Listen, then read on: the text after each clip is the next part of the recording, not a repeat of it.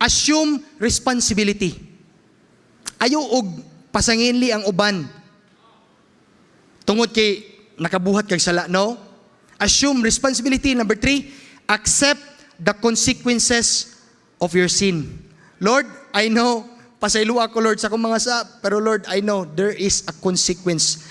There are consequences of what I have done to you. Number 4, appropriate God's forgiveness. Unsay pasabot ana? Sabta nga ang Ginoo mo pasaylo si mong sala. And when God forgives you, that's the time, number 5, you can worship God. Amen? Sabta ninyo mga ison?